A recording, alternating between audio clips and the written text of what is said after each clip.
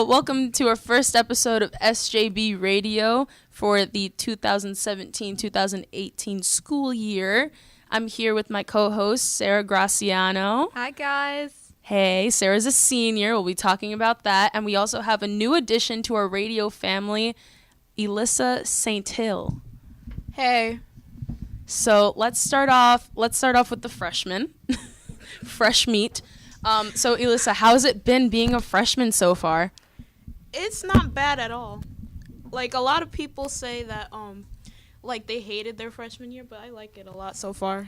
That's good. I remember my freshman year. It sounds like it hasn't been a long time, but then you realize it's like, oh, and then like you see your old ID picture and you're like, oh. So like, it feels kind of crazy to be like, I'm a junior, and then be like, oh, this is a freshman, and be like, I was kind of you last year, but not really because I was a sophomore. So it was like kind of crazy to like remember freshman year and think about it. Oh, that was like yesterday, but it really wasn't. So yeah, what are you most excited for about freshman year?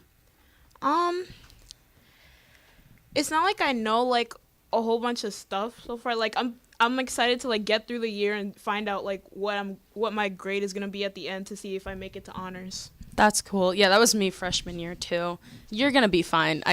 You're gonna be fine. So now we also have Sarah, who's a senior this year. Yeah. Sarah, are you excited to be a senior? I'm very excited. Yes. You're super excited. You're smiling so hard right now. I also have one question for Alyssa. What school did you come from before coming to St. John's? I came from Our Lady of Providence, which is a regional school in Central Islip. Very nice. So Sarah, senior year, are you excited? Like, what are you feel like right now? If I had to ask you, summarize so far, like the first month of senior year, how's it going? Oh my goodness, it's been crazy. It's been a lot of fun too. There's just been so much going on, but I'm very excited for like any new challenges, especially my last year in SJB Media News Network. It's sad, but it's also really exciting because there's so many new changes, and I'm very determined to just step up my game and just show off what I have, because I went to a summer journalism camp at Stony Brook University this summer, and it really challenged me to just step out of my comfort zone, but also like not also just within the school, but also in my career and also like in college and where I go forth beyond that. Yeah, you are. You're looking at colleges. I remember you were like DMing me on Instagram, like, hey, how's your summer? Like, I was at George Mason, and you were, like, going to your Stony Brook thing, and you were like, how are you? Like, how's it going? And I was like, good, how are you? And you were like, it's awesome. We were just, like, having fun in our journalistic endeavors. But, yeah, that's really cool. So, Sarah. Yeah, no, it's really cool to be able to do those programs and just, like, showing your dedication throughout the club and through all these years, and you can finally like go to a place and be with like-minded people and be like, hey, yeah, this is a thing that I like to do, and you guys like to do it too. And it's a great feeling to be around those people and to say like, I can do this as a career, and I'm going to. And yeah, those experiences are just great. So I have a question for you guys. What advice do you have for freshmen, like for me? Well, I would say, like, first, like, it's okay to be nervous, because, like, you're stepping into a new school.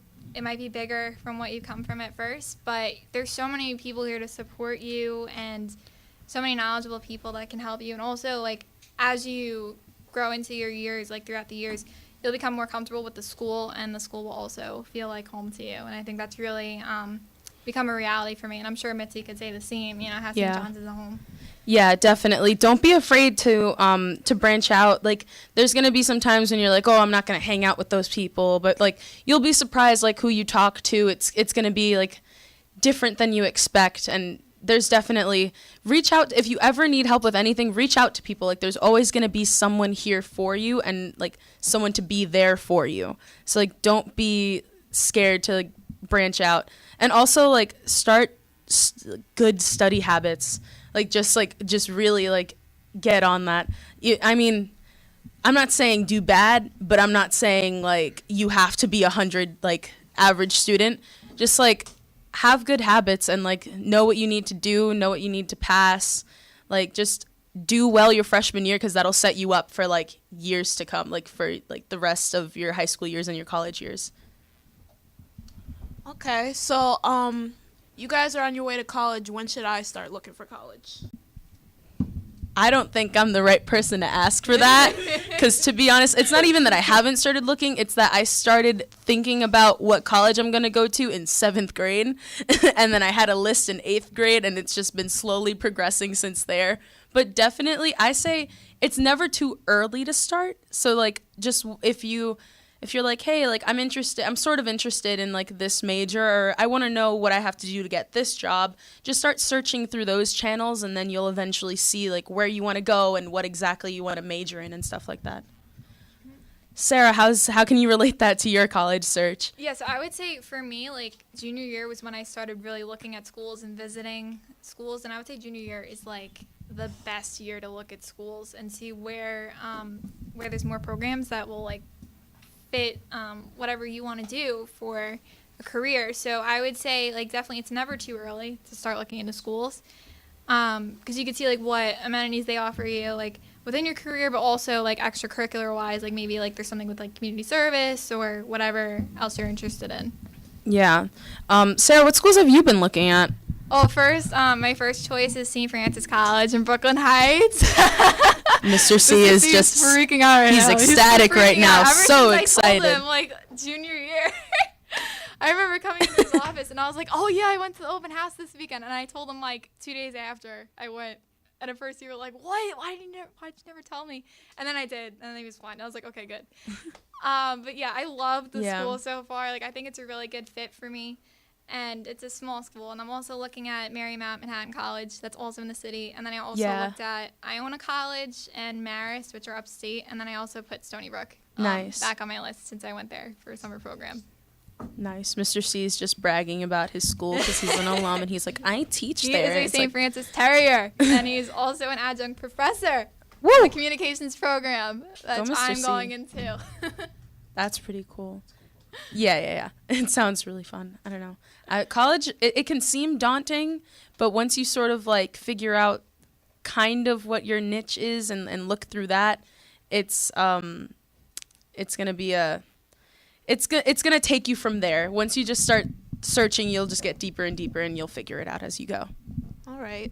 Well, I started thinking because I'm a STEP student at NYIT. So STEP is Science Technology Entry Program.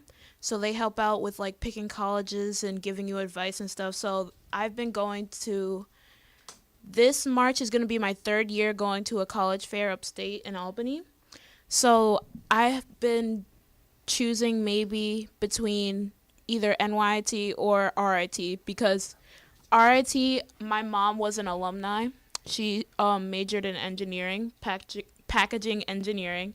And I was at Emerging Technology Club yesterday, and I was listening to the Matt Martino, who's an alum from SJB. Yeah. Yeah, he's at and he was talking about his like whole 5 weeks, what has he done, what has he seen, and all that. And I was like, that's pretty cool. And then NYT, because I've been with them for a while. Like, no, I've been the in city centralized campus. No, like the it's centralized Lip. They have a campus, and so I've been working with them, and I started learning like how to fly drones and coding and cool things like that. Yeah, you always need more people in STEM, because all that stuff technology is always advancing, and you got to have people in that field with how fast it's going. Oh, how was your experience at Pep Rally this year? I liked it a lot. It's looking around, because I was in media, it was a lot like field day, but I was glad I didn't have to participate because I'm not a big fan of field day. I can relate to that so much. That was me freshman year. I was like, Mr. C, I have to take pictures. I was like, I need to take pictures, please. And then he was like, okay, here's a camera. He set me up with someone who graduated last year, Danny Bonji. He was like, okay, you guys go, you teach her. And I was like, cool. And then the next year we did the same thing, and I was like so excited. But I was like, Mr. C, I need my streak. I need my pep rally streak. I need to do something in media. And then he didn't give me a camera this year, but I was camera operator. And then we worked together. Me and Elissa worked together with interviews and stuff like that. So that was a lot of fun to do. So since you're a senior now and it's your last year, how was your pep rally? It was really fun. Like, I was with my friends this year, and it was a really great experience. You know, it's one of the beginning of many lasts and stuff. But it's really good to just enjoy every single moment and not rush senior year, because I feel like I've kind of just, like, even though I'm excited about it, I kind of think too much about the future sometimes, and instead of just focusing on the present and, like, enjoying each moment. So, you know, I'm always thinking, too, like, you're only a senior once, and you have to make the most of it and, like, look back on your high school career, like, oh, like, I did all these things, like, it's great. And there's so many more adventures to await in college. Yeah, it's gonna be a fun time for you, Sarah. It's gonna be a stressful time for me, and it's gonna be fun. It's gonna be fun for Elissa. I really think so. So that's it for us, and we'll be right back after this commercial break.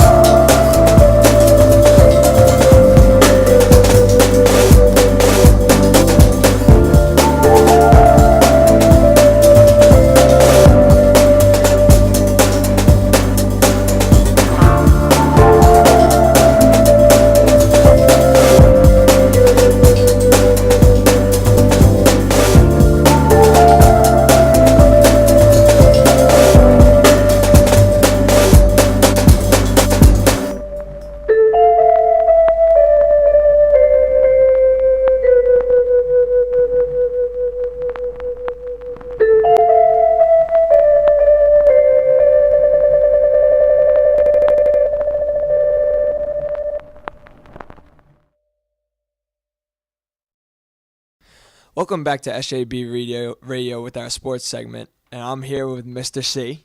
How you doing, Aidian? What's up, man? I'm doing great. A lot of things have happened over the summer, especially in the NBA. Right, but before we get into that, we'd also like to throw a quick shout out to the varsity 8 tennis team. I know they've been doing really well for the Cougars, and also the boys soccer team too. So quick shout out to them. I know always in the morning announcements, pay attention to the sports segment by Chris Ramsey. He always brings you the sports in the morning, so please definitely listen for all those sports announcements. And congratulations to all our sports teams who are doing well here at SJB. So let's start off with your team. The Boston Celtics had a big trade by sending Isaiah Thomas for Kyrie Irving, Jay Crowder, and Zizic, and the 2018 first-round draft pick. Yeah. So what are your thoughts on that? I was shocked. I'm still in shock. It hurt a little bit because, you know, I get this question all the time is to see how do you feel about it? How do you feel about it? It's first of all, sports is a business. So we honestly can't, like, we put our emotion as a fan. I put my emotion in the game. I love my team, and I'm about to get into tears just talking about it. It's hard because Isaiah was here for 2.5 years. You know, he played when his sister passed away. You know, he was the heart and soul of the team. He had 50-point games in the playoffs. He's the reason the Celtics made it to the Eastern Conference Championship. He led us there, and then all of a sudden, he was recruiting players. He recruited Gordon Hayward. He recruited Al Horford. You know, he went to go recruit Kevin Durant, and then now they traded him. So it's hard, but then at the end of the day, you understand it because you always want to try to get better. Isaiah wasn't, you know, he's coming off a big injury. He's not even going to play until January. So you see what Danny's in. Also, he's becoming, the biggest thing is he's going to be a free agent at the end of the year, and are the Celtics going to be able to give him a max contract that he wants? So I understand what Danny did, but as a fan, it hurt. Like that hurt. Like it almost hurt as bad as, you know, when they traded Paul Pierce. That really hurt. Like I cried like a baby when that happened. And Isaiah, I came close, but they didn't get me there. Yeah, well, I can't imagine the Cavs fans just getting hit with that curveball right there with Kyrie Irving requesting a trade, and he ended up to Boston, who is probably well. You know what, Kyrie demanded his trade. I believe he didn't give the reason why he wanted the trade. I don't know if you watched his interview on First Take. Oh yes, I did. Where he kind of like dodged the whole question. He wasn't really answering it. But I believe the reason why is I heard Melo got traded. Yeah. So Carmelo Anthony said on draft night there was a trade in place to send him and Paul George to Cleveland. And that trade clearly didn't happen. It got nixed. My theory is Kyrie was included in on that trade. So because he was in on that trade, he kind of felt a certain way about it. He's like, oh, okay, they wanted to trade me. Now I really want out. That's what I believe. Is the primary reason he wanted to play. And also he probably wanted to have his own team where he could lead his own team. So who do you think he's going to have more success with their new team? You want my biased opinion or unbiased opinion? You don't know what unbiased because you're a fan of the Celtics, so I want to see what you're unbiased. Okay, unbiased, I say the Celtics have a bigger challenge because they only have 4 returning players from last year. Yeah. So if you look at their roster, it's completely new. There's only 4 players from the team that went to the Eastern Conference Finals in May to now in October.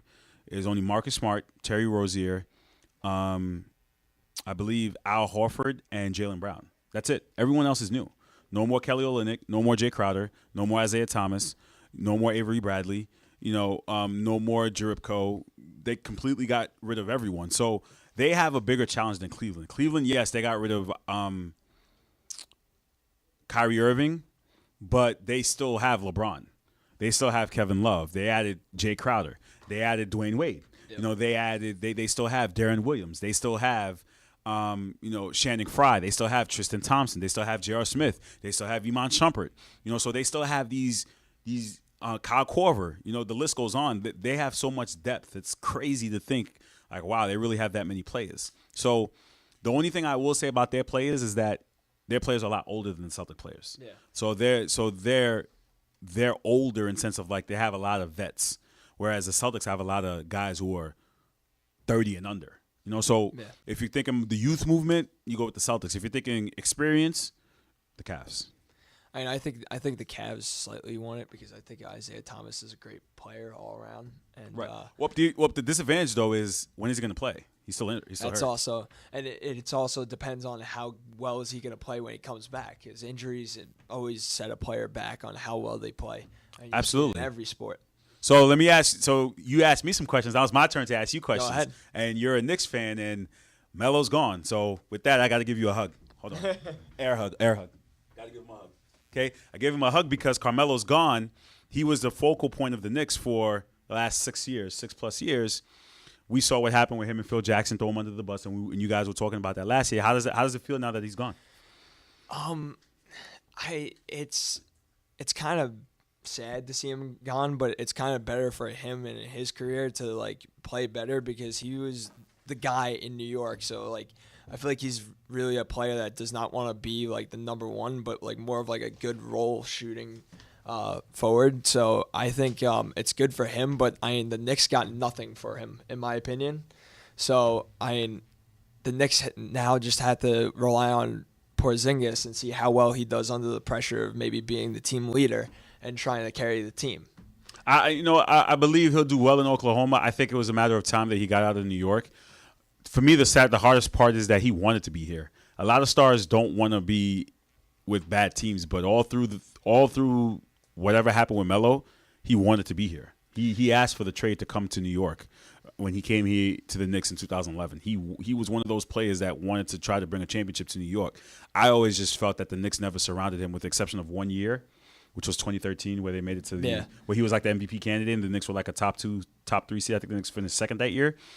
They won 50 games under Mike Woodson, and they got eliminated in the second round by the Pacers. Melo was great that year, and he had players around him. JR was on the team. He won Sixth Man of the Year that year. They had Jason Kidd. They had Kurt Thomas. Was it Mario Stoudemire on that team? He was on that team, I believe so. But he played limited though. He was really like in and he out was of like the, injured. A couple yeah, times. but they played really well. Like they eliminated the Celtics that year in 2013. Yeah, they eliminated the Celtics in the playoffs that year. They made it to the second round. They lost to Indiana in 6. So the Knicks were doing well, and then after that, they also I think they had Tyson Chandler that year too, right? Yes, they did. They did. Yeah, they had Tyson Chandler that year, so they were doing great. Because Tyson Chandler, I believe, won Defensive Player of the Year that year. So I always felt like after that, they never really put players around Melo to be successful, and he took the heat for the Knicks not winning, which really wasn't his fault because you need players to win. Aside from Carmelo, who else did the Knicks really have that could actually have them compete to that level? And it was sad because the Eastern Conference is weak compared to the West. Yeah. So we always thought that the Knicks could actually make it further, but they never did. And I think that Knick fans, and just I don't want to say this is a generalized or stereotypical statement that Knick fans put the pressure on Melo. Well, he's not doing well. He's a ball hog. He tried. He really tried, and I don't think they put enough players around him for him to succeed. I also think like Phil Jackson was kind of a factor in how well New York played throughout the season. But we'll have to see how the season goes. I don't think they drafted pretty well this year in a very deep draft. Drafting a guy from France, and I don't know how he's going to do. Look at Porzingis. He came from Latvia, and nobody thought he was going to be that good. But right. But the one thing I will say, though, is now the Knicks have a new GM. They have a new president. So you start the clean slate. Yeah. So you're completely starting clean. We'll see how they go. We'll see what happens from here. And now the Knicks should get, if you're going to do a proper rebuild, and I've said this before and I'll say it again, keep your players. Because if you're doing and we know this in any sports, whether it's hockey, whether it's basketball, whether it's football, if you're building your players, you keep your core. So like a football team that's building, you don't trade your quarterback. You let your quarterback grow. So you let these core players keep Porzingis, keep the draft pick, keep Kyle O'Quinn. You got Tim Hardaway Jr. The Knicks have some pieces. They have I believe they signed Jared Jack, right? So yes. you have some vets, but you have some young core players. Let them play together. Let them develop. That's the way you build a team, and then you keep getting better. Say this year you don't make the playoffs, but you go to the draft. So you add another player from the draft in with your young core. You look at a team like Minnesota, right? They got young cores, but they also added veterans to their team. So you keep building around that team. You keep building. And I think if the Knicks keep their players and they build them together, in the 3 to 4 years, they could actually be able to compete. Now, I know First Take always debates this. Who do you, in my opinion, I think the Spurs are the one team because of the system and how great of a coach Popovich is, and Kawhi Leonard is great on both sides of the ball. Who do you think will be the team that beat the Warriors? I don't know. Honestly, you know what? We may have to end on this because I could talk for hours and hours. Adding Carmelo Anthony to the Thunder with Paul George, who got traded there too, with Russell Westbrook, the reigning MVP and defending MVP, you have a three-headed monster down there. So that's tough to see. That's crazy to see. The Thunder, I would say on paper right now, are the team to threaten the Warriors. Not beat them, but threaten them. I actually have to, today is October 4th, ask me the same question in 2 months. So about, let's say December 4th, when we go on radio, say, Mr. C, do you have the answer to that question? Because now we're in preseason, so I don't know if you watch a couple of the games, but you've seen some of the guys play. I want to see some in-game action to see where everyone is with the standings and see if these teams could actually beat the Warriors. So I gotta agree because you need a couple of time, you need some time for the team to build chemistry in order to right, see absolutely. How I mean, the Warriors have been playing with each other the last 4 or 5 years, right? They only added Kevin Durant 2 years ago and they won the championship. So and they looked unbeatable in that finals. I mean, they won in 5. They looked completely unbeatable. So that's the goal that all these teams are trying to do now. Everyone's trying to create super teams to do what? Beat the Warriors. So I'm excited for the NBA season. I don't know about you, but I'm really excited for it. I think there's a lot. There are going to be so many competitive games, especially out west. A 50 team, a team that wins 50 games may not make the playoffs. Yep. I mean, I gotta agree. Well, I'd say October is the best time of year because you have all those major seasons like coming in. Like football is like 4 weeks in already. Hockey starting tonight. Then you have NBA starting in 2 weeks. And don't mention the MLB. The Yankees won last night. Yes. They advanced into the divisional round against the they're playing Cleveland. Cleveland. Yeah, right. So right now is probably the best time to be a sports fan. There's always something to be talking about. Yep. The Giants, we're not going to address them because we don't acknowledge that. Oh, yeah. We don't talk about that here. And and I will say this, and I think you should agree with me. Until they win a game, we're not talking about them. Yep. There's nothing to talk about, and I think that's a fair assessment. And the Jets are doing well; they're 2-2. But like you said, sports is a great time to be a sports fan, and I can't wait for the season. It starts 2 weeks early this year, so excited. Well, we'd like to thank you for tuning into SJB Radio. Aidian here with Mr. C doing the sports segment. We're filling in for Billy because he's playing soccer. He's actually playing a sport, so congrats to him. He told me, Mr. C, hold my seat warm for me. I'll be back. I can't wait. So we look forward to having Billy come onto the show come fall time. We'd like to thank Mitzy, Elissa, Natalie, Dominic, Christina. Sorry. So sorry. I thought that said Christian. I'm sorry. Christina, Natalie, and Dominic, there are new sound engineers, so let's give it up to them for doing a great job today. Elissa, Mitzy, and Sarah did our first segment, so we'd like to thank them. Please continue tuning into SJB Radio and all of SJB Media News Network. We'll be back in 2 weeks. Take care.